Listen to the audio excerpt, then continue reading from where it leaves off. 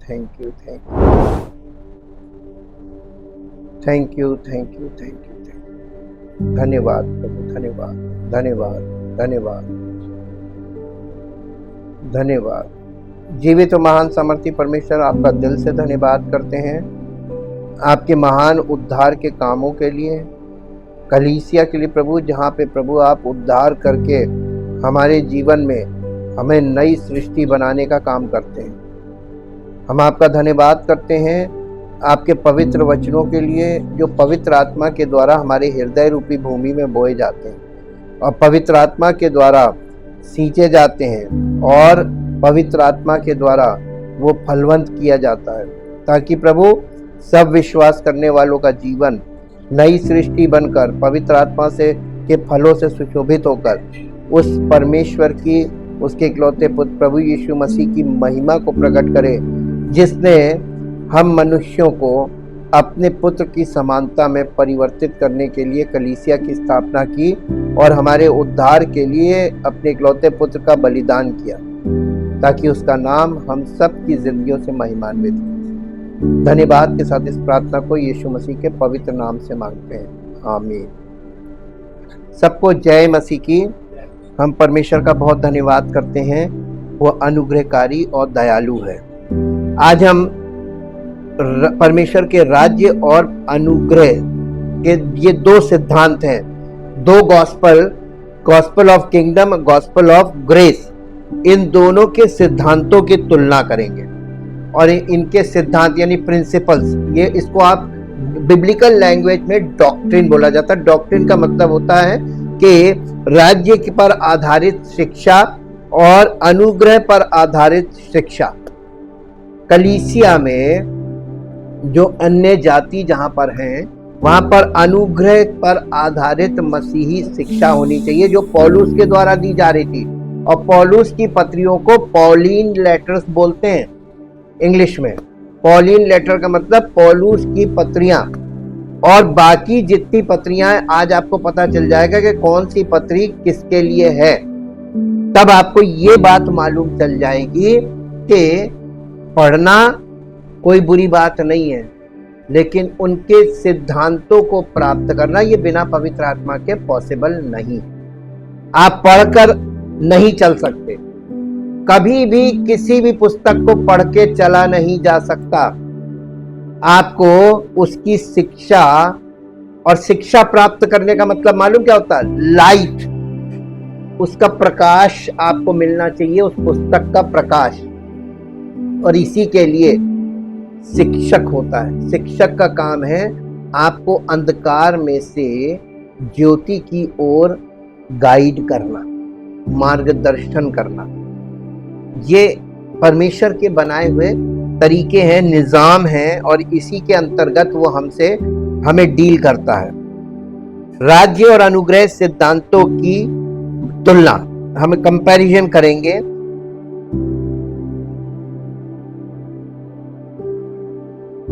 देखिए, ये जो छोटी छोटी पत्रियां हैं, जैसे याकूब की पत्री, पत्रस, पहला पत्रस, दूसरा पत्रस, पहला यूहन्ना, दूसरा यूहन्ना और तीसरा यूहन्ना, और यहूदा, और आप चाहें तो प्रकाशित वाक्य भी शामिल कर सकते हैं। ये सभी यहूदी पत्रियां हैं, ये सभी यहूदी विश्वासियों को संबोधित हैं। इस बात को कभी मत भूलिए। ये यहूदी पत्रियां कौन कौन सी यहूदी पत्रियां हैं? याकूब की पत्री जो इब्रानियों के बाद आती है, उसके बाद पहला पत्रस, दूसरा पत्रस, ये भी यहूदी पत्री है। पहला यूहन्ना, दूसरा यूहन्ना, तीसरा यूहन्ना, ये भी यहूदी पत्री है। और यहूदा की पत्री जिसमें एक ही अध्याय है, वो भी यहूदी पत्री है। और प्रकाशित वाक्य, ये सब यहूदी पत्रियां हैं। और इन यहूदी पत्रियों में ये यहूदी विश्वासियों को संबोधित की गई हैं। इसलिए आपको कई बार उसमें बहुत सी चीजें समझ में नहीं आएंगी, क्योंकि वो आपके लिए है ही नहीं। अब हम इसके कंपैरिजन में उतरते हैं। अब देखिए, हम लोग परंपरा के विपरीत जाएंगे, और यूहन्ना ने ये पत्र लगभग 90 ईस्वी में लिखे थे। और मुझे लगता है कि ये सभी छोटी छोटी पत्रियां लगभग उसी समय लिखी गई थी जब पौलुस संभवतः चर्च युग की पत्रियां लिख रहे थे। वो कलीसिया के लिए पत्री लिख रहा था पौलुस एक तरफ, दूसरी तरफ ये पतरस, याकूब, ये यीशु मसीह के साथ के थे, ये प्रेरितों में से थे, ये लोग पत्रियां लिख रहे थे। तो ये दो पैरेलल लाइन चल रही, देखिए, दो राइटर्स, दो पैरेलल लाइन, यानी पवित्र आत्मा दोनों तरफ फर्क तरीके से कुछ काम कर रहा है। और आपको ये बात हमेशा सीखनी पड़ेगी, क्योंकि आपको ये आप काम कभी नहीं कर पाएंगे परमेश्वर के वचन को सही ढंग से विभाजित करना, rightly dividing the word of truth. सत्य के वचन को सही तरीके से अगर आप डिवाइड नहीं कर पाए तो आप परमेश्वर के वचन की बहुत सी बातों को ओवरलैप करेंगे, जिससे आपकी अंडरस्टैंडिंग, आपका विश्वास, आपकी धारणा, आपकी मान्यता सब बिगड़ जाए, यानी सब खिचड़ी बन जाए। इसलिए एक शिक्षक की जरूरत बहुत ज्यादा है। अच्छा, एक बात बताइए, पास्टर का मतलब क्या होता है बाइबल के अनुसार? पास्टर नहीं, पास्टर का मतलब बाइबल के अनुसार मैसेंजर नहीं है। नहीं, इसका मतलब क्या होता है बिब्लिकल मीनिंग। मेरे साथ निकालिए इफिसियों की पत्री, देखिए हम बाइबल से आपको दे रहे हैं मीनिंग, और जब आपको ये मीनिंग पता चल जाएगी तब आपको ये पता चल जाएगा। 4 अध्याय, इफिसियों की पत्री 4 अध्याय, उसका 11 पद पढ़िए। नहीं, इफिसियों 4 अध्याय का 11 पद। उसने किसने? प्रभु यीशु मसीह ने। प्रभु यीशु मसीह ने कुछ को, पहले नंबर पे कौन आता है? प्रेरित। प्रेरित अगर कलीसिया में अब आपको आज के जमाने में प्रेरित नहीं मिलेंगे, ये भी बता दें। यहाँ इसमें जो प्रेरित की बात की गई है, वो बात की गई है कि किस प्रेरित के सुसमाचार पर आपने विश्वास किया। तो 2 प्रेरित थे, पौलुस और पतरस। यहूदियों के लिए पतरस था और अन्य जातियों के लिए पौलुस। तो हमारी अन्य जातियों के लोगों के लिए प्रेरित कौन है? पौलुस। तो नंबर 1 पे प्रेरित। अगर आपने प्रेरित सही है, पहली शिक्षा का जो, यानी मसीह की कलीसिया की सबसे बड़ी पहचान है पौलुस प्रेरित। उसके बाद और भविष्यवक्ता, आज की बात नहीं कर रहा, ये भी बाइबल में। तो बाइबल के सारे भविष्यवक्ता आ गए, सब, ये सब ट्रू प्रॉफिट्स हैं जो बाइबल में है। आज के भविष्यवक्ता ही सब बने हुए हैं, ये मान्य नहीं है, क्योंकि जिस चीज को बाइबल में नहीं बोला गया उनको हम नहीं मान सकते। और लोग मानते, माने, हम नहीं मानते, हमें ये सत्य मालूम है जी। और कुछ को सुसमाचार सुनाने वाले, इवेंजलिस्ट बोलते हैं इसको, नियुक्त करके, और कुछ को, देखिए, ये सुसमाचार प्रचारक भी आपको बाइबल में मिलेंगे, प्रेरित भी बाइबल में मिलेंगे, भविष्यवक्ता भी बाइबल। अब बचे कौन? कुछ को रखवाले और उपदेशक नियुक्त करके दे दिया। काहे के लिए दिया था? आगे पढ़िए। जिससे पवित्र लोग सिद्ध हो जाएं। सिद्ध हो जाएं, सिद्ध का मतलब ये आत्मिक तौर पे मैच्योर हो जाए। ये सारे लोग मिलके, ये टीम मिलके, ये आत्मिक टीम है। इस आत्मिक टीम में केवल एक फिजिकल इंस्ट्रूमेंट काम करता है, वो है रखवाले और शिक्षक, है ना? रखवाले और उपदेशक। उपदेशक मतलब निर्देश देने वाले। तो ये पासबान है। इनको ये इसलिए नहीं रखा गया कि ये धार्मिक क्रियाएं पूरी करें,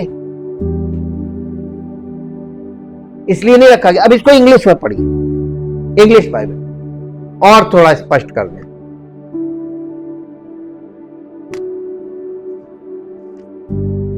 किसके नजरिए से आप बाइबल पढ़ रहे हैं, ये बहुत मायने रखता है। एंड हिज गिफ्ट्स, हाँ, and his gifts varied he himself appointed and gave men to us,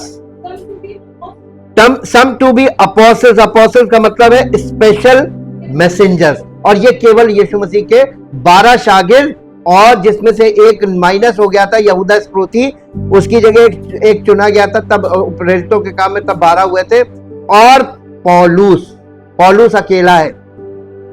some prophets, inspired preachers and expounders, some evangelists यानी preacher of the gospel, traveling missionaries, some pastors, pastors का मतलब है shepherds of his flock and teachers.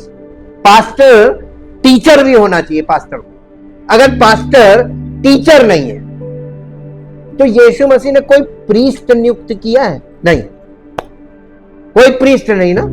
और आज आप देखिए क्या देखने को मिलता है, टीचर नहीं है, वो सब प्रीस्ट बने. कलीसिया में प्रीस्ट का कोई काम ही नहीं है. हम लोगों का जो प्रभु है ना, वो है प्रीस्ट, और हम सब उसके अंडर में सेवा करने वाले वर्कर्स हैं. जैसे मंदिर में वर्कर्स होते थे, हर काम के लिए नियुक्त होते थे, तो वो उनका निर्देश होता था, महायाजक के निर्देश पे काम करते थे, जो काम बोला जाए. वैसे ही प्रभु यीशु मसीह ने अपने सेवकों को जो काम सौंपा है वो उन्हें करना. पौलुस इसी बात पे ज्यादा जोर दे रहा था कि उसने मुझे बपतिस्मा देने के लिए नहीं, परंतु सुसमाचार प्रचार करने के लिए. प्रेरित का काम क्या है मालूम है? सुसमाचार प्रचार. तो प्रेरित से भविष्यवक्ता और इवेंजलिस्ट, ये तीनों एक ही व्यक्ति समझ लीजिए. पार्ट्स में आप अलग अलग देखते हैं, लेकिन ये एक ही है. अब यहां पे आपने देख लिया कि क्या चीज किसको कैसे, लेकिन मुझे लगता है कि ये सभी छोटी छोटी पत्रियां लगभग उसी समय लिखी गई थी जब पौलुस संभवतः चर्च युग की पत्रियां लिख रहे थे. और इसका पहला कारण यह है कि इन छोटी छोटी यहूदी पत्रियों में पुनरुत्थान के बारे में एक भी शब्द नहीं. आपको याकूब में और पहला पत्रस, दूसरा पत्रस में, पहला यूहन्ना, दूसरा यूहन्ना, तीसरा यूहन्ना में और यहूदा की पत्री में पुनरुत्थान नाम का कोई शब्द नहीं मिलेगा. इसका मतलब ये यहूदी पत्री है, क्योंकि यहूदियों का पुनरुत्थान से कोई मतलब नहीं. तो किसका मतलब है? मसीहत शुरू ही पुनरुत्थान से हो रही. पेंतेकुस्त के दिन 50वें दिन पुनरुत्थान के बाद सब 12 प्रेरित जब वो वहां पे थे, उन पर पवित्र आत्मा उतरा और पुनरुत्थान का प्रचार हुआ कि जिसको तुमने मार डाला, यहूदियों से कहा जा रहा था वहां पर कि जिसे तुमने मार डाला वो अब परमेश्वर पिता के दाहिने बैठा हुआ, वो जीवित प्रभु है. तो पुनरुत्थान से मसीहत की शुरुआत हो रही है और यहूदियों का पुनरुत्थान से कोई संबंध नहीं. अब आप ये सिद्धांत देखिए, सिद्धांत बिल्कुल दोनों सुसमाचार में, जो यहूदियों के लिए है और जो अन्य जातियों के लिए, दोनों में सैद्धांतिक अंतर पकड़ी. उनमें पुनरुत्थान के बारे में एक भी शब्द नहीं है. जो हमारे उद्धार का मूल है, यानी हम लोग अन्य जाति के लोग जो हैं खतना रहित, हमारे उद्धार का मूल पुनरुत्थान है. इसीलिए बॉर्न अगेन, मसीहत, मसीही विश्वासी बॉर्न अगेन के द्वारा जीवन, मसीही जीवन की शुरुआत है. ये अंतर है. पहला, विश्वास और केवल विश्वास से उद्धार के बारे में एक भी शब्द आपको इन पत्रियों में नहीं मिलेगा कि उद्धार, केवल उद्धार विश्वास पर आधारित है और केवल विश्वास पर, कोई क्रिया नहीं. इसका मतलब कि ये यहूदी पत्रियां हैं. इसके बाद और मसीह की देह के बारे में यानी कलीसिया के बारे में एक शब्द भी नहीं है जिसमें हमें रखा गया है. हमें कलीसिया में यानी मसीह की देह में रखा गया. तो ये देखिए, मसीह की देह में, अगर आप देह में नहीं है तो आप बॉर्न अगेन होंगे भी नहीं. आप देह में डिटैच रहेंगे, कभी बॉर्न अगेन नहीं होंगे.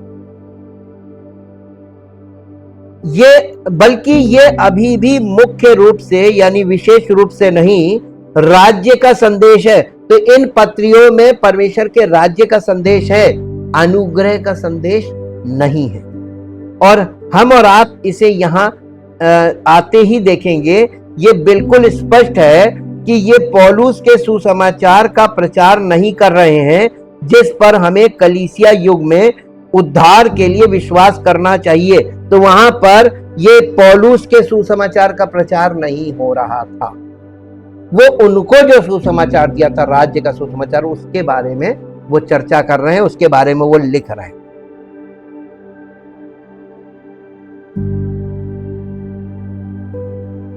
अब जब हम पौलुस के सुसमाचार का उल्लेख करते हैं तो पहला कुरिन्थियों 15 अध्याय उसका 1 पद से 4 पद तक यहाँ पे कही गई उनकी बातों का उल्लेख है। पौलुस कहते हैं, मेरे सुसमाचार के द्वारा तुम्हारा उद्धार हुआ है। और पौलुस का सुसमाचार क्या है कि मसीह हमारे पापों के लिए मरा, उसे दफनाया गया और शास्त्रों के अनुसार वो तीसरे दिन जी उठा। यही पौलुस का सुसमाचार है और हमको और आपको पूरे मन से उस पर विश्वास करना चाहिए। और अगर हमको और आपको ये इन यहूदी पत्रों में नहीं मिलता, जो आपको कभी मिल नहीं सकता, तो आपको ये समझना होगा कि ये पौलुस के सुसमाचार का प्रचार नहीं कर रहे हैं, क्योंकि वे राज्य की अर्थव्यवस्था में हैं और आप दोनों को मिला नहीं सकते, क्योंकि एक व्यवस्था के अधीन है था और दूसरा अनुग्रह के अधीन।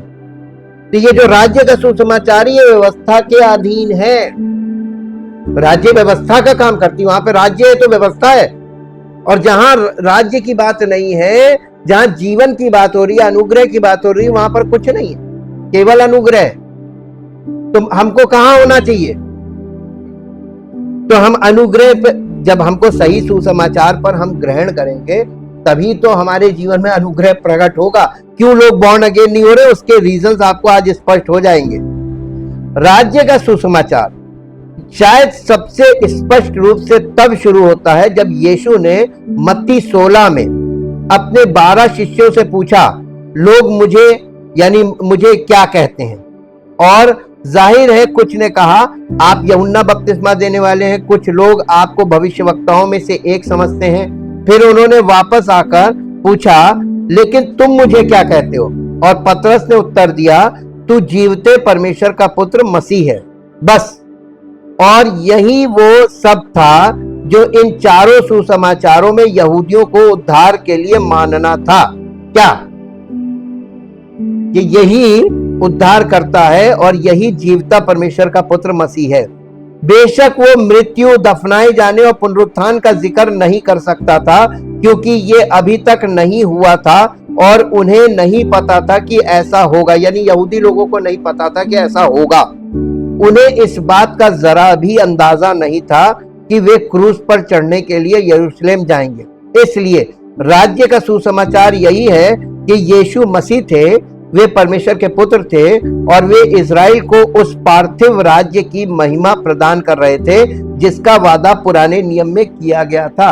यह है पार्थिव राज्य इस पृथ्वी पर, और यह है स्वर्गीय राज्य इस पृथ्वी पर, और यह है पूरी पृथ्वी। इसमें पार्थिव राज्य इजराइल है और यहाँ स्वर्गीय राज्य कलीसिया है। कलीसिया में वो मसीह की देह में अपने स्वर्गीय राज्य के लोगों को, अपने बच्चों को एकत्रित कर रहा है। तो जैसे ही आप इन छोटी छोटी पत्रियों में आते हैं, सब कुछ अभी भी यहूदी राज्य के विश्वासियों के लिए लिखा गया है। उन्होंने बस यही माना था कि यीशु ही वास्तव में मसीहा थे और वे अभी भी व्यवस्था के अधीन हैं। और आपको ऐसी भाषा देखने को मिलेगी जो इस बात की ओर इशारा करती है, यहाँ तक कि प्रथम यूहन्ना में भी, यानी जो पहला यूहन्ना है उसमें भी। ध्यान रखें कि हम कुछ बातें जिन्हें हम लागू कर सकते हैं, लेकिन कुल मिलाकर ये सभी छोटी छोटी यहूदी पत्रियां यहूदी राज्य के उन विश्वासियों के लिए लिखी गई है जो संभवतः यरूशलेम की कलीसिया से अलग हो गए थे और अभी भी रोमियों के दबाव में हैं। वे रूढ़िवादी यहूदियों के दबाव में भी हैं, जो इस बात से स्तब्ध थे कि लोग इतने अज्ञानी थे कि नासरत के इस यीशु को अपना मसीहा स्वीकार कर लिया। इसलिए वे जबरदस्त उत्पीड़न के अधीन हैं। और इन सभी छोटे छोटे पत्रों, याकूब पहला और दूसरा पत्रस, पहला, दूसरा और तीसरा यूहन्ना और यहूदा का पूरा विषय इन यहूदी राज्य के विश्वासियों को उस क्लेश के लिए तैयार करना है जो उनके ठीक सामने है। अब आप कहेंगे ये क्लेश क्या है?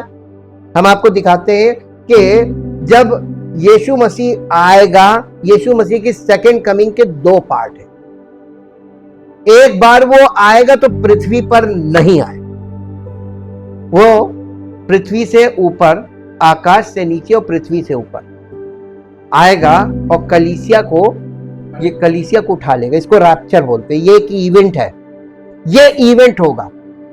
और जब वो कलीसिया को ऊपर उठा लेगा, उसके बाद इस पृथ्वी पर क्लेश काल शुरू होगा। हाँ, नहीं, क्लेश काल होगा वो बड़ा, हाँ, महाप्रलय भी आप कह सकते हैं। महाप्रलय होगी, क्लेश काल होगा, और इतना भयानक टाइम होगा जो इतिहास में आज तक कभी ना तो हुआ और ना कभी फिर होगा। यानी जिसका ना तो इतिहास आपको मिलेगा, जिसके बारे में कोई जानकारी, और ये अचानक से होगा। अब आपको बताते हैं कि उत्पत्ति में ये चीजें कैसे पता चलती हैं। ये उत्पत्ति में इसकी चित्र रखा है कि कैसे होगा। अगर आप देखना चाहें तो मैं आपको दिखा सकता हूं। उत्पत्ति की पुस्तक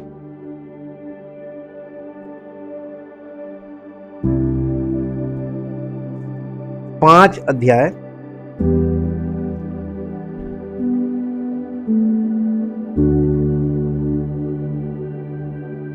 5 अध्याय का 23 और 24 पद पढ़िए।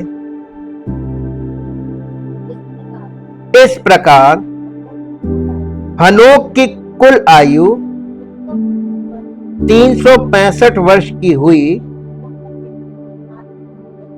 हनोक परमेश्वर के साथ साथ चलता था, फिर वो लोप हो गया। देखिए, ये एक पहला व्यक्ति है जिसे बिना मृत्यु के देह सहित उठा लिया गया। इसने मृत्यु का स्वाद नहीं चखा। बाइबल में 2 ऐसे व्यक्ति हैं जिन्होंने मृत्यु का स्वाद नहीं चखा, जबकि परमेश्वर ने प्रत्येक के लिए जो शारीरिक जन्म प्राप्त करते हैं उनके लिए शारीरिक मृत्यु का होना और उसके बाद न्याय का होना नियुक्त किया है।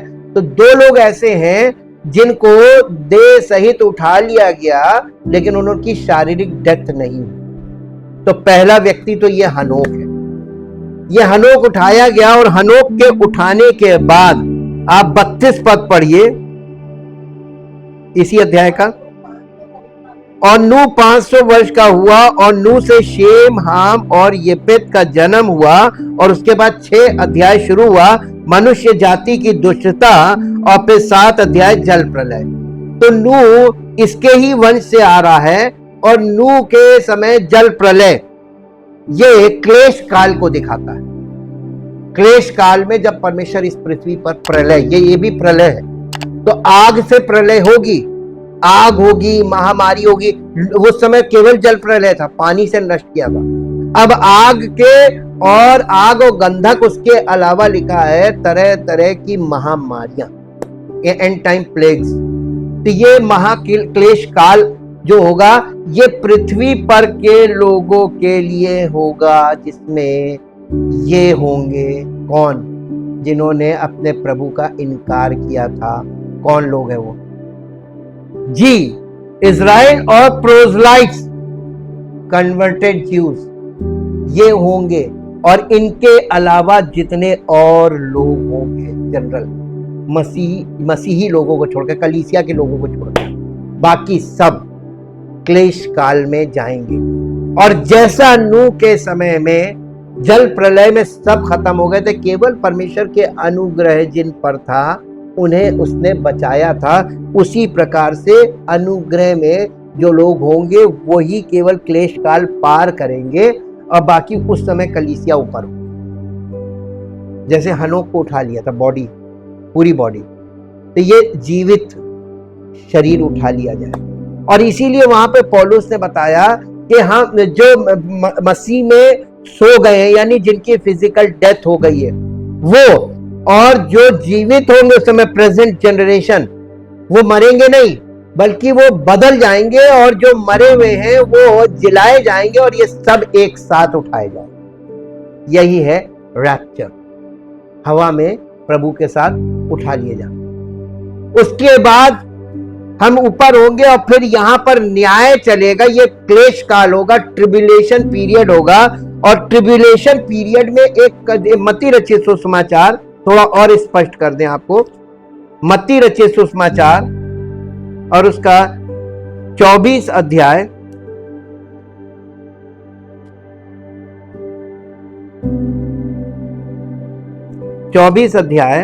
देखिए, संकट और क्लेश लिखा है ना, ये यीशु मसीह के आने के विषय में लिखा है। इसके दो भाग लिखे हैं।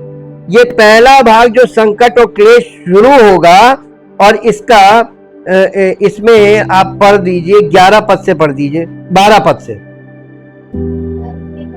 अधर्म के बढ़ने से बहुतों का प्रेम ठंडा पड़ जाएगा, परंतु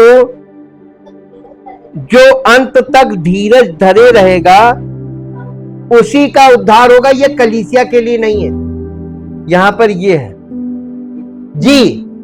और आगे पढ़िए, क्योंकि कैसे पता चला, आगे का पद पढ़ेंगे तो आपको पता चल जाएगा। और राज्य का ये सुसमाचार सारे जगत में प्रचार किया जाएगा कि सब जातियों पर गवाही हो, तब अंत आ जाएगा। उसके बाद महासंकट का आरंभ, ये है क्लेश काल। ये क्लेश काल है, और इसमें देखिए आप शुरुआत से ही आप जब देखेंगे, ये यहूदियों के लिए, इसलिए जब तो वो जुड़ाने वाली घृणित वस्तु की चर्चा, जिसकी चर्चा दानियल नबी के भविष्यवक्ता के द्वारा हुई है, पवित्र स्थान में खड़ी देखो, तो ये पवित्र स्थान, ये तीसरा मंदिर बनेगा इजराइल में। और इजराइल के परम पवित्र स्थान में एक व्यक्ति अपने आप को मसीह घोषित करेगा कि मैं यीशु मसीह हूं। एक बहुत भयानक, या ऐसा इतिहास में हो चुका है पहले, और ये फिर से होगा। और ये एक्चुअली हमने आपको जब इसके विषय में एक बार बताया तो तुमने बताया था ये कलीसिया के लिए नहीं है, उस समय भी बताया था। अब आप देख लीजिएगा। और इसके बाद लिखा है कि तब जो यहूदिया में हो पहाड़ों पर भाग जाए, जो छत पर हो अपने घर में से सामान लेने को ना उतरे, और जो खेत में वो अपना कपड़ा लेने को पीछे ना लौटे। उन दिनों में जो गर्भवती और दूध पिलाने वाली होंगी, उन पर हाय हाय। प्रार्थना किया करो कि तुम्हें जाड़े या सबत के दिन भागना ना पड़े, क्योंकि उस समय ऐसा भारी क्लेश होगा जैसा जगत के आरंभ से ना अब तक हुआ और ना कभी होगा। ये एक बहुत भयानक समय आ रहा है। अब आप बताइए कि दुनिया के लोग अगर इसमें जाना चाहते हैं, हालांकि मैक्सिमम लोग चले जाएंगे, और क्योंकि लोग मालूम है इजराइलियों की तरफ देख रहे, कलीसिया की तरफ नहीं देख। कलीसिया का काम गुप्त है, क्योंकि हमारे भीतरी मनुष्यत्व में काम कर रहा, बाहरी काम कुछ है ही नहीं, दिखावा कुछ है नहीं। तो प्रभु अपना काम गुप्त रीति से कर रहा है उन लोगों में जो बॉर्न अगेन होते जा रहे हैं। तो कलीसिया में आने से आप बॉर्न अगेन होगे, घर बैठे से नहीं होंगे। अब आपको ये चीजें कुछ समझ में आ गई ना, कि ये इसके इन यहूदी राज्य के विश्वासियों को उस क्लेश के लिए तैयार करना है जो उनके ठीक सामने। तो ये पत्रियां इनके लिए लिखी जा रही है, देखो क्लेश काल में तुम्हें बहुत सहना पड़ेगा, या तो अभी तुम मसीह में चले जाओ, तो अभी अगर ये यहां आ जाए विश्वास करके तब तो ठीक है, वरना ये इनको बहुत टफ टाइम का सामना करना पड़ेगा, और उन्हें उस क्लेश के दबाव से गुजरना होगा इससे पहले कि उनका मसीहा आ सके और राज्य स्थापित कर सके। जहां हमें इस अनुग्रह के युग में वादा किया गया है कि हमें क्लेश से नहीं गुजरना पड़ेगा, लेकिन इससे पहले कि वो घटित हो हमें स्वर्गारोहित कर लिया जाएगा, कलीसिया उठा ली जाएगी ऊपर हवा में। तो देखिए कलीसिया के लिए एक बहुत धन्य आशा है अगर सच्चा विश्वासी है तो इन पत्रों को पढ़ते हुए इन परिदृश्यों पर ध्यान दीजिए। इन छोटे यहूदी पत्रों में से किसी में भी मसीह की देह के बारे में एक शब्द भी नहीं है, यानी मसीह की देह का मतलब कलीसिया। पुनरुत्थान के बारे में भी एक शब्द नहीं है। अब उनके बहाए गए लहू का कुछ संकेत मिलता है, और हम इससे इनकार नहीं कर सकते, लेकिन इस अनुग्रह के युग में मृत्यु, दफन और पुनरुत्थान से संबंधित ऐसा कुछ भी नहीं है जिस पर हमें उद्धार के साधन के रूप में विश्वास करना है। लेकिन उनके उद्धार का साधन ये विश्वास करना था कि यीशु वास्तव में कौन थे। और मुझे लगता है कि अगर आप इसे उस दिशा से समझेंगे, जैसा कि हम अध्याय 1 पद 1 से शुरू करते हैं, तो आप इसे समझ जाएंगे। पहला यूहन्ना और उसका पहले यूहन्ना पहला अध्याय पहला पद, उस जीवन के वचन के विषय में जो आदि से था, जिसे हमने सुना और जिसे अपनी आंखों से देखा, वरन जिसे हमने ध्यान से देखा और हाथों से छुआ। देखिए फिर से पढ़िए कि ये जीवन जो आत्मिक जीवन, मसीही जीवन कहां से प्रकट हो रहा है? उस वचन से प्रकट हो रहा है। कह रहा जिसको हमने देखा, हमने हाथों से छुआ और जिसे हमने बहुत अच्छी तरीके पास से देखा। ये कौन है जी? क्योंकि यूहन्ना रचित सुसमाचार उसका पहला अध्याय पहला पद यहाँ पे लिखा है कि आदि में वचन था और वचन परमेश्वर के साथ था और वचन परमेश्वर था। यही वो सोच है जिसका यूहन्ना अभी भी यहाँ अभ्यास कर रहा है, जो आरंभ से था। दूसरे शब्दों में अनादिकाल से त्रिएक परमेश्वर, पिता, पुत्र और पवित्र आत्मा, उसी ने सृष्टि की रचना की। और अंतर केवल इतना है कि परमेश्वर पुत्र ही वो था जिसे सृष्टि की रचना करने की भूमिका सौंपी गई थी। ये तीनों वहां थे, वे तीनों ही सृष्टि का एक अंग थे, लेकिन परमेश्वर पुत्र, जिसे यूहन्ना वचन कहता है, वही था जिसने बोला और सृष्टि हुई। तो बोला कौन था? ये प्रभु यीशु मसीह ही था। वो परमेश्वर था। क्यों? यीशु मसीह को परमेश्वर के रूप में यहां नहीं दिखाया जा रहा है ताकि लोग डरे ना, क्योंकि इजरायली लोग तो परमेश्वर के नाम से डरते थे, क्योंकि वो कहते थे मर जाएंगे उसकी आवाज सुन के। इसलिए परमेश्वर पुत्र ने कहा और ये सब बातें घटित हुई ताकि सब कुछ आगे बढ़ते मानवीय अनुभव के लिए तैयार हो सके। ठीक है, तो यूहन्ना हमें अपने सुसमाचार में पहले विचार की ओर ले जा रहा है, जो शुरू से ही था, जो हमने सुना है। अब जरा रुक कर सोचिए, ये यूहन्ना कौन है? वो 12 में से एक है। उसने उसके साथ 3 साल बिताए और इसलिए उसने यीशु को देह में बोलते सुना। और वो कहता है कि जिसे हमने अपनी आंखों से देखा, जिसे हमने ध्यान से देखा और जिसे हमारे हाथों ने छुआ, वो जीवन का वचन है। जिसको छुआ था, तो वचन को छुआ जा सकता है। यीशु मसीह लिविंग वर्ड की बात कर रहा है ये। अब लूका रचित सुसमाचार के 24 अध्याय में आए और 24 अध्याय का 36-37 वर्ष पढ़िए। ये जब वे ये बातें कह ही रहे थे कि वो आप ही उनके बीच में आ खड़ा हुआ और उनसे कहा, तुम्हें शांति मिले। एक्चुअली यीशु मसीह ने हिंदी में नहीं बोला था तुम्हें शांति मिले, यीशु मसीह ने कहा था शैलोम। शैलोम का मतलब होता है तुम्हें शांति मिले जी। परंतु वे डर गए और घबरा गए और समझे कि उन्होंने कोई भूत देखा है। क्या ये लोग भी जब हम जैसे ही इंसान थे? बिल्कुल। हालांकि उन्होंने यीशु के साथ उनकी धरती पर सेवा में 3 साल बिताए थे, फिर भी वे भी आप और मेरे जैसे ही साधारण थे। आपको कैसा लगेगा अगर कोई ऐसा व्यक्ति जिसे आपने कुछ घंटे पहले रोमन क्रूस पर देखा था, अचानक आपके सामने आ खड़ा हो? उन्हें पुनरुत्थान के बारे में कुछ भी पता नहीं था। वे समझ नहीं पा रहे थे कि ये पुनर्जीवित मसीह उनके सामने खड़ा है या खड़ा है कि कोई और इससे वो डर गए। वो सोचे ये भूत है और इसलिए यीशु ने इस बात को भांप लिया। और फिर क्या कहा? 24 अध्याय का 38 और 39 पद पढ़िए। उसने यानी यीशु मसीह ने उनसे कहा, तुम क्यों घबराते हो और तुम्हारे मन में क्यों संदेह उठते हैं?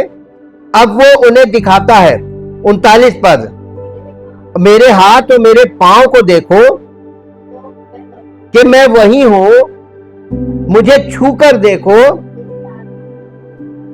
क्योंकि आत्मा के हड्डी और मांस नहीं होता जैसा मुझ में देखते हो। तो इसका मतलब ये कंफर्म है, 100% कंफर्म है कि यीशु मसीह देह सहित उनका पुनरुत्थान हुआ। दूसरा रीजन बताते हैं, पूरी दुनिया में सबसे ज्यादा लोग यीशु मसीह पर विश्वास करने वाले कि यीशु मसीह के विरोधी है ना। और जब से ये हुआ है पुनरुत्थान के बाद से, सब लोग, जितना विज्ञान ने विकास किया है, बड़े बड़े वैज्ञानिक इस बात को ढूंढ रहे हैं। यीशु मसीह की ग्रेव खाली है और वो खुदाई कर रहे हैं, आर्कियोलॉजिकल डिपार्टमेंट वाली, और जितने क्षेत्रों में उनको जहां जहां शक है उन्होंने सब खोद डाला। सारे जो वो मिस्र के पिरामिड थे वो सब खोल डाले, केवल ये ढूंढने के लिए कि यीशु मसीह की डेड बॉडी की हड्डियां ही मिल जाए। आज तक नहीं मिला, एक प्रमाण नहीं मिला। कहां गया? देह सहित पुनरुत्थान। ये बात पूरी तरीके से सच और विश्वास के योग्य है। इसका प्रमाण हमारे पास है। आज तक कोई ये प्रमाणित नहीं कर पाएगा कि उसकी हड्डियां मिल गई, कंकाल मिल गया। और इसके लिए एक पद पढ़िए जो आपको मिलेगा प्रेरितों के काम की पुस्तक, उसका 2 अध्याय, प्रेरितों के काम 2 अध्याय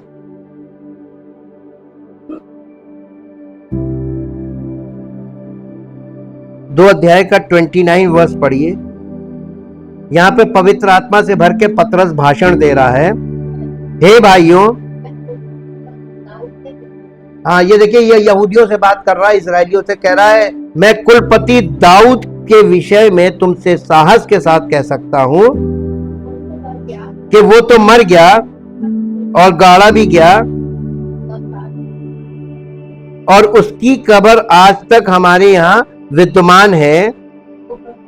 वो भविष्यवक्ता था, वो जानता था कि परमेश्वर ने मुझसे शपथ खाई है कि मैं तेरे वंश में से एक व्यक्ति को तेरे सिंहासन पर बैठाऊंगा। उसने होने वाली बात को पहले ही से देखकर मसीह के जी उठने के विषय में भविष्यवाणी की कि ना तो उसका प्राण अधोलोक में छोड़ा गया और ना उसकी देह सड़ने पाई। अब इसके बाद इसका 28 पद भी पढ़ दीजिए, बल्कि 27 पद से पढ़िए।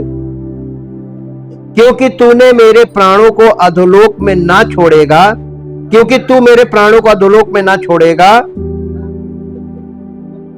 और ना अपने पवित्र जन को सड़ने ही देगा। तूने मुझे जीवन का मार्ग बताया है, तू मुझे अपने दर्शन के द्वारा आनंद से भर देगा। अब देखिए यहाँ पे ना सड़ने देगा पवित्र जन को, और ना, और इसीलिए मसीही लोगों को पवित्र बोला जाता है। यीशु मसीह की देह में उन्हें नई सृष्टि बना के तो वो बन जाते हैं संत, और वो संत हो गए, पवित्र लोग हो गए, और वो भी नहीं सड़ेंगे, अनंत जीवन यही तो है। जैसे यीशु मसीह है पुनरुत्थान की देह में जीवित, हम उसकी देह में जीवित रहेंगे। तो अनंत जीवन समझ गए ना क्या है? उसकी देह का हिस्सा बन जाना, यही अनंत जीवन है। वो उनके सामने उसी भौतिक शरीर में खड़ा है जिसके साथ वो क्रूस पर चढ़ाया गया था, फिर कब्र में रखा गया था, और अब पुनरुत्थान की शक्ति में पुनर्जीवित हो गया है। फिर भी वो वो उन्हें अपने हाथ और पांव दिखाता है, मुझे छू कर देखो, क्योंकि आत्मा के हड्डी मांस नहीं होता जैसा मुझ में देखते हो। देखो ये कितना समझदारी भरा है वो, और ये उसके पुनरुत्थान के बाद की बात है।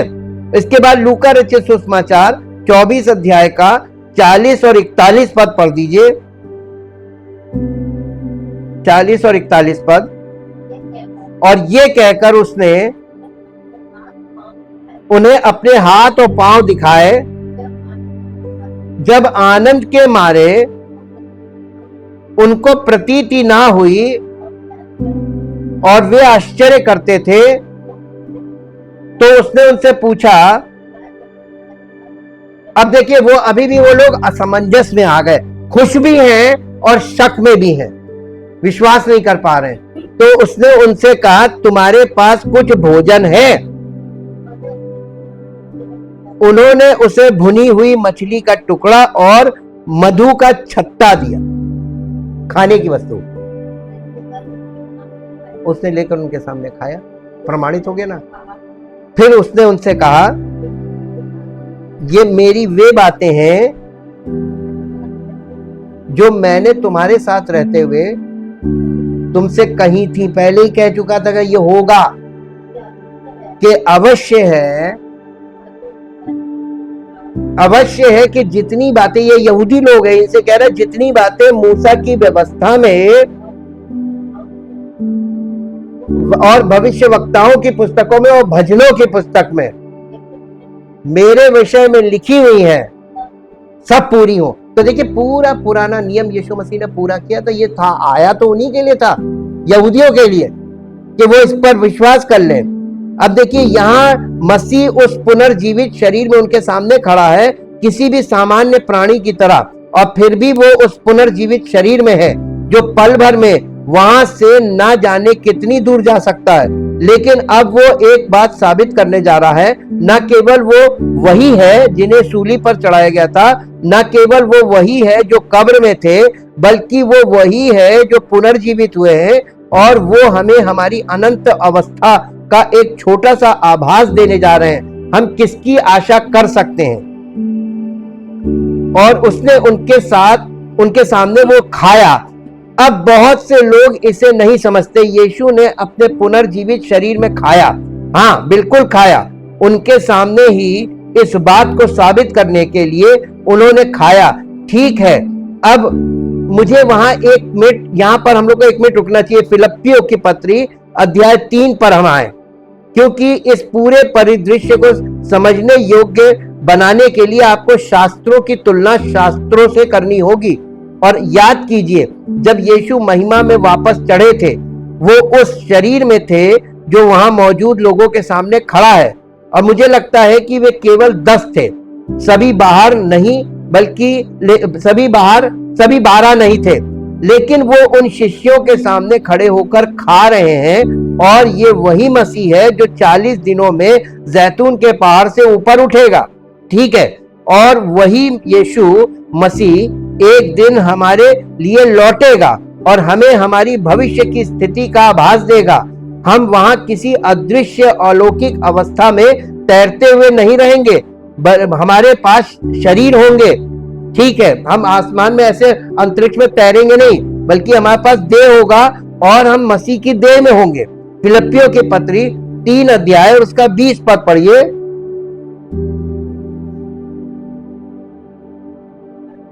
पर हमारा स्वदेश यानी हमारी नागरिकता स्वर्ग में है, और हम एक उद्धारकर्ता प्रभु यीशु मसीह की प्रतीक्षा कर रहे हैं, वहां से आने की बात जो रहे। अब देखिए, अब याद रखें कि ये पौलुस लिख रहा है, इसलिए पौलुस की भाषा का प्रयोग को हम लोग को देखना है। हम उद्धारकर्ता प्रभु यीशु मसीह की प्रतीक्षा कर रहे हैं। कौन कर रहा? इजरायली कर रहे कि कलीसिया कर रही? जी, तो सच्ची कलीसिया जो आत्मा में है, बॉर्न अगेन और प्रभु की आत्मा में, वो कर रही है। फिलिप्पियों की पत्री 3 अध्याय का 21 पद पढ़िए। वो अपनी शक्ति के उस प्रभाव के अनुसार जिसके द्वारा वो सब वस्तुओं को अपने वश में कर सकता है। देखिए, कौन? प्रभु यीशु मसीह, जो लूका के हमारे पद में पीछे खड़े हैं, मांस और मधुकोश यानी मधु का छत्ता खाते हुए हमारी निकृष्ट देह को बदलेगा। ये देह जो मृत्यु और विनाश के लिए प्रवण है, इसे देखिए, ये आपको रोमांचित कर देने के लिए काफी है कि ये उसकी महिमामय देह के समान बन जाए, उसकी कार्य प्रणाली के अनुसार, जिसके द्वारा वो सब वस्तुओं को अपने वश में कर सकता है। अब इसका क्या अर्थ है? बिल्कुल वही जो ये कहता है कि एक दिन हमारी शाश्वत देह इस पुनर्जीवित देह के अनुसार बन जाएगी, जिसमें मसीह अब अपने पुनरुत्थान के बाद, अपनी मृत्यु के बाद अपने शिष्यों को दिखाई दे रहे हैं। कौन हमारी निकृष्ट देह को बदल देगा? वो उसकी महिमामय देह के समान बन जाए, उसकी कार्य प्रणाली के अनुसार, जिसके द्वारा वो यानी मसीह सब वस्तुओं को अपने वश में कर सकता है। इसका क्या अर्थ है? प्रत्येक विश्वासी अचानक बदल जाएगा और अनंत काल के लिए उसकी शाश्वत देह के समान एक देह बन जाएगा। अब हम क्या करने जा रहे हैं? हम बाइबल असल में ये नहीं बताती, लेकिन इतना जरूर बताती है हमारा शरीर ऐसा ही होगा। हाँ, हम खाएंगे और वजन की चिंता नहीं करेंगे, और आपको प्रदूषण की चिंता नहीं करनी है, और आपको दूषित खाने वगैरह की भी चिंता नहीं करनी पड़ेगी, लेकिन हम खाना तो खा पाएंगे। ये पुनरुत्थान की देह में यीशु मसीह ने खाया, तो हम खाना भी खाएंगे, हमें भोजन करेंगे हम, लेकिन ये वाला भोजन नहीं करेंगे। ठीक है। अब देखिए पहला यूहन्ना में हम फिर वापस लौटे। पहला यूहन्ना पहला अध्याय, जिसे हमने देखा और जिसे हमारे हाथों ने छुआ, वो जीवन का वचन बड़े अक्षरों में यहाँ पर लिखा गया है। वही वचन जो आप यूहन्ना के सुसमाचार के पहले अध्याय के पहले पद में देखते हैं, आदि में वचन था। और जब हम यूहन्ना पहले अध्याय में पढ़ते हैं तो हम हमेशा शब्दों से क्या जोड़ते हैं? संचार, कम्युनिकेशन। और इसलिए जब परमेश्वर पुत्र की रचना का समय आया तो परमेश्वर का वचन बोला और उसने उससे संवाद किया जो प्रतीत होता है, और कुछ भी नहीं था और उसी से सब कुछ उत्पन्न हुआ, और उसने हमेशा ऐसा ही किया है। और इसलिए हम वचन, परमेश्वर पुत्र को महान संचारक के रूप में इतना महत्व देते हैं। पहला यूहन्ना पहला अध्याय उसका दूसरा पद, क्योंकि वो जीवन अर्थात मसीह का जीवन प्रकट हुआ और हमने उसे देखा और उसकी गवाही देते हैं और तुम्हें दिखाते हैं कि वो अनंत जीवन जो पिता के साथ था हम पर प्रकट हुआ। अब हम जानते हैं कि यहाँ पर बहुत सावधान रहने की जरूरत है। फिर भी हम कभी कभार सौभाग्य से बहुत कम कोई बुरी तरीके से गलत सुन लेता है और लिख कर कहता है, ठीक है आपने कहा, नहीं मैंने ऐसा नहीं कहा। वे कहते हैं आपने कहा था कि यीशु तब तक अस्तित्व में नहीं थे जब तक कि वे इकलौते ना बन गए।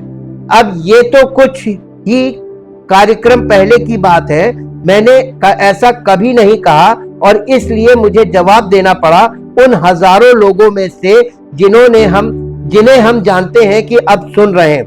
आप अकेले थे। नहीं, मैं कहना चाह रहा हूं कि परमेश्वर का इकलौता पुत्र शब्दावली उनके पुनरुत्थान पर लागू होती है, लेकिन लोग इसे बहुत गलत समझ सकते हैं। इसलिए मैं बहुत सावधान रहने की कोशिश करता हूं। ठीक है, तो या फिर से जो जीवन प्रकट हुआ या जिसे प्रकाश में लाया गया, उन 3 वर्षों की सांसारिक सेवकाई की बात कर रहा है, क्योंकि याद रखे वो ये यहूदियों के लिए लिखा गया है। यूहन्ना 12 में से एक था, वो वही था जिसने प्राचीन इजराइल के राजमार्गों और गलियों में प्रभु के साथ 3 साल बिताए थे, जो पिता के साथ था और हम पर प्रकट हुआ। ये पहला अध्याय के पहला यूहन्ना पहला अध्याय दूसरे पद में है। ईश्वरत के तीनों व्यक्तित्व अनादि काल से हैं, तीनों, सिर्फ एक या दो, सिर्फ दो नहीं, वे सभी अनादि काल से ईश्वर का अभिन्न अंग रहे। और वो जीवन वो कहते हैं हम पर प्रकट हुआ।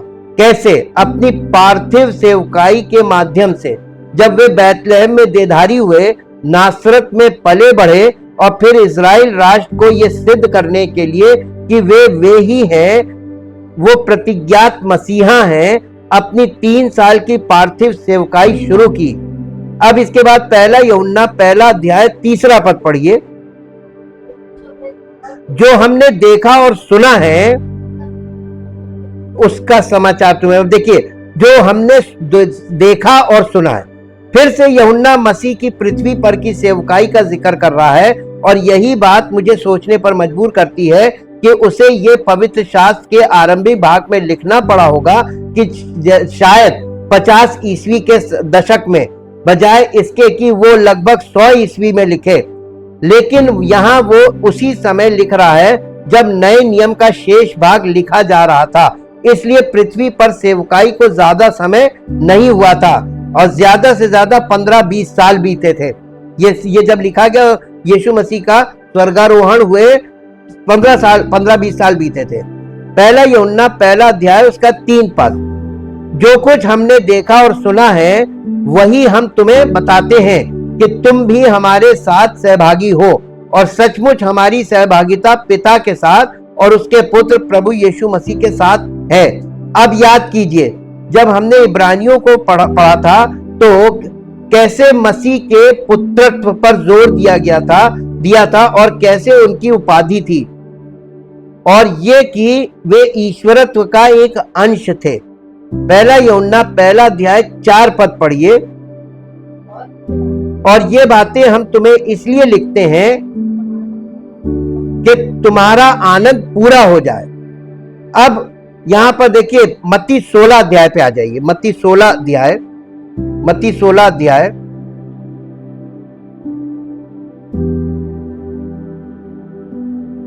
मसीही जगत में अधिकांश कलीसिया के लोग अभी भी राज्य के सुसमाचार जिसका प्रचार यीशु और 12 प्रेरितों ने इजराइल में किया था, और परमेश्वर के अनुग्रह के सुसमाचार जिसका प्रचार हम अन्य जातियों में किया जाता है, के बीच के अंतर को नहीं समझते हैं।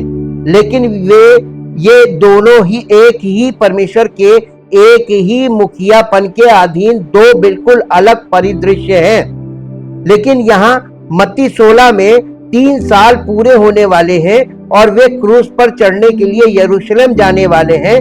3 साल से यीशु चिन्ह, चमत्कार और अद्भुत काम कर रहे हैं। इजराइल के कितने प्रतिशत लोगों ने प्रतिक्रिया दी है? बहुत कम। बस एक छोटे से प्रतिशत ने उनके सभी चिन्हों और चमत्कारों पर और अद्भुत कामों का जवाब दिया है। अब जब वो उत्तरी इजराइल में 12 प्रेरितों के पास पहुंचता है तो वो मामले के मूल में पहुंचता है, फसह और उसके क्रूस पर चढ़ने से बस कुछ ही घंटे पहले। याद रखें, ये इजराइल राष्ट्र के लिए है और इजराइल व्यवस्था के अधीन था। मंदिर अभी भी पूरी गति से चल रहा है। हर दिन पशुओं की बलि दी जाती है। हर अच्छा यहूदी अभी भी प्रार्थना के समय मंदिर जा रहा है। हर अच्छा यहूदी अभी भी पर्व मना रहा है। हर अच्छा यहूदी अभी भी कोशेर भोजन कर रहा है। ये जो फसह का भोजन होता है उसको कोशेर भोजन कहते हैं। हर अच्छा यहूदी सबत का पालन कर रहा है। हर अच्छा यहूदी आज्ञाओं का पालन कर रहा है। अब वो 3 साल के चमत्कारों, चिन्हों और अद्भुत कार्यों के बाद 12 प्रेरितों के पास पहुंचता है ताकि ये साबित हो सके कि वो कौन था। मत्ती रचित सुसमाचार 16 अध्याय और उसका 13 पद पढ़िए। जब यीशु कैसरिया फिलिप्पी, ये उत्तरी इजराइल में है, के इलाके में आए, तब उन्होंने अपने चेलों से पूछा, लोग मनुष्य के पुत्र को क्या कहते हैं? उन्होंने कहा, उन्होंने ये खास सवाल क्यों पूछा? क्योंकि यही तो वो साबित कर रहे थे। उनके चिन्हों और चमत्कारों का पूरा मकसद यही था, ये साबित करना कि वही वादा किया हुआ मसीहा है। अब आप यशाया अध्याय 4 में जब हम जाते हैं, यहां हम मसीह के एक ऐसे शब्द पर आते जो अनूठा है। उसे शाखा कहा गया है। जेसी के तने से, जस्सी मालूम कौन है? जस्सी है। जस्सी किसको बोला गया है? जस्सी बोला गया है दाऊद के पिता को, यिशै। हाँ, यिशै, उसको इंग्लिश में जस्से बोलते हैं। यिशै की शाखा बोला गया है, यिशै के तने से। और पुराने नियम में उसे अक्सर शाखा के रूप में संदर्भित किया जाता है। लेकिन हर बार जब उसे शाखा के रूप में संदर्भित किया जाता है तो उसे 4 सुसमाचारों में मसीह के 4 दृष्टिकोणों के एक और पहलू के रूप में संदर्भित किया जाता है। वे सभी फिट बैठते हैं। शाखाओं में से एक ये है कि वो मत्ती में राजा होगा। शाखाओं में से एक ये है कि वो मरकुस में सेवक होगा। शाखाओं में से एक और उसे लूका में मनुष्य के पुत्र के रूप में चित्रित करती है, और शाखाओं में से एक और उसे ईश्वर के रूप में चित्रित करती है। वो यूहन्ना रचित सुसमाचार है। इसलिए पूरे पवित्र शास्त्र में आपके पास विशेष रूप से पुराने नियम में वे सभी चीजें हैं जो इस आने वाले मसीहा की ओर इशारा करती हैं, जो इजराइल का राजा होगा। और जब वो आया और यूहन्ना बपतिस्मा देने वाले ने उसकी घोषणा की, तो यूहन्ना बपतिस्मा देने वाला क्या प्रचार करने लगा? स्वर्ग का राज्य निकट है। लेकिन क्या वो सिर्फ खोखले शब्द ही बोल रहा था? बिल्कुल नहीं।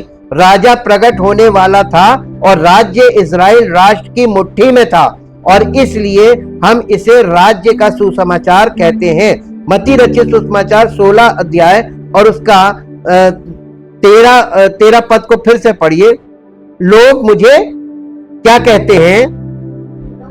उन्होंने कहा, तब उन्होंने यानी 12 ने कहा, कुछ तो यूहन्ना बपतिस्मा देने वाला कहते हैं, कुछ एलिया कहते हैं, कुछ यिर्मयाह कहते हैं, या भविष्यवक्ताओं में से कोई एक। तब वो रुक कर कहता है, ठीक है। 15 पद, परंतु तुम मुझे क्या कहते हो? क्या तुमने 3 सालों में कुछ सीखा है? और पतरस का उत्तर ये है, 16 अध्याय का 16 पद। शमौन पतरस ने एक व्यक्ति को, देखिए 12 चेलों में से किसी एक व्यक्ति को यह प्रकाशन स्पष्ट हुआ। यीशु मसीह के 12 चेले और पीछे भीड़, सब यहूदी लोग रोज सुनते थे उनकी बातें। 3 साल, 3.5 साल सुनते रहे। रिजल्ट क्या था? प्रचार सुनने का, शिक्षा सुनने का, वो आपको यहां मिल जाएगा। केवल एक को थोड़ा सा समझ में आया, और वो कौन था? पतरस। पतरस ने कहा, तू जीवित परमेश्वर का पुत्र है। क्या पतरस ने ये कहकर अपनी बात समाप्त की, जो हमारे पापों के लिए मरेगा, दफनाया जाएगा और मरे हुओं में से जी उठेगा? नहीं, वो ये नहीं जानता, और परमेश्वर उससे इसकी अपेक्षा भी नहीं करता। ये तू मसीहा है, इसका मतलब है कि यू आर अनॉइंटेड किंग, तू अभिषिक्त राजा है। ये मसीहा का मतलब ये होता है। पतरस हमें राज्य के सुसमाचार का सार ये बताता है कि यीशु ही मसीह थे, और यही बात इजरायलियों को अपने उद्धार के लिए माननी थी। लेकिन वे ऐसा नहीं कर पाए, वे इसे स्वीकार नहीं कर पाए। ठीक है, मेरे पास आगे बढ़ने के लिए अब हम लोग दूसरे दिशा में चलते हैं, और अगले पद पे हम आगे बढ़ते हैं। मत्ती में जब पतरस कहता है, तू मसीह है, जीवते परमेश्वर का पुत्र, यीशु इसका उत्तर कैसे देते हैं? पतरस, तुझे क्या हो गया है? नहीं, वो कहते हैं 16 अध्याय का 17 पद पढ़िए। हे शमौन, योना के पुत्र, तू धन्य है, क्योंकि मांस और लहू ने नहीं, परंतु मेरे पिता ने जो स्वर्ग में है। अब ये देखिए, पतरस को सुसमाचार प्रकाशन से मिला था कि नहीं मिला था? मांस और लहू से मिला था कि प्रकाशन से मिला था? यहां पे मिला ना, मेरे पिता ने स्वर्ग से तुझ पर प्रकट की है कि मैं कौन हूं। अब वही चीज पौलुस भी कहता है कि मुझे सुसमाचार सिखाया नहीं गया, प्रकाशन से मिला। दोनों प्रकाशनों में अंतर है ना। एक को राज्य का राजा दिखाया गया, परमेश्वर का राज्य, उसका राजा, और दूसरे को उद्धार करता और अनुग्रह करने वाला। दोनों के पास अलग अलग आया, और यही हमें समझना है। यीशु कौन थे? वे राज्य के सुसमाचार का केंद्र थे, जो कि अनुग्रह के सुसमाचार, क्रूस के पूर्ण कार्य से पूरी तरह भिन्न है, जिस पर हम आज कलीसिया युग में उद्धार के लिए विश्वास करते हैं। तो आज कलीसिया काय बात पे विश्वास कर रही है? यीशु मसीह के मृत्यु, दफन और पुनरुत्थान। तो कलीसिया कहां से शुरू हो रही है? पुनरुत्थान से। पेंतेकोस्त के दिन जब पुनरुत्थान के बाद स्वर्गारोहण हो गया, 40वें दिन और 10 दिन बाद यानी 50वें दिन पवित्र आत्मा उंडेला गया, और पवित्र आत्मा के द्वारा जब इस पृथ्वी पर पवित्र आत्मा आया, कलीसिया का आरंभ हुआ। तो कलीसिया, देखिए, यीशु मसीह का आना इस जगत में उनके उद्धारकर्ता का, उनके राजा का आना है इजराइलियों के, और पवित्र आत्मा का आना यानी आत्मिक मसीह का आना, हम मसीह लोगों के आत्मिक जीवन का, उनके पुनरुत्थान का और उनके आत्मिक उत्थान का आरंभ है, और इसलिए बॉर्न अगेन से मसीहत शुरू होती है। इतना तो अब स्पष्ट हो गया होगा, हो जाना चाहिए। इसके आगे हम लोग कल फिर आगे बढ़ेंगे। हम परमेश्वर का धन्यवाद करते हैं कि जो हमको बिल्कुल स्पष्ट करता है। देखिए, हमने आपको एक बात बोली थी, बहुत सरल बात, कि बत्ती नहीं जल रही है। इसका रीजन ये है कि हो सकता बिजली आ रही है, कनेक्शन में कहीं प्रॉब्लम।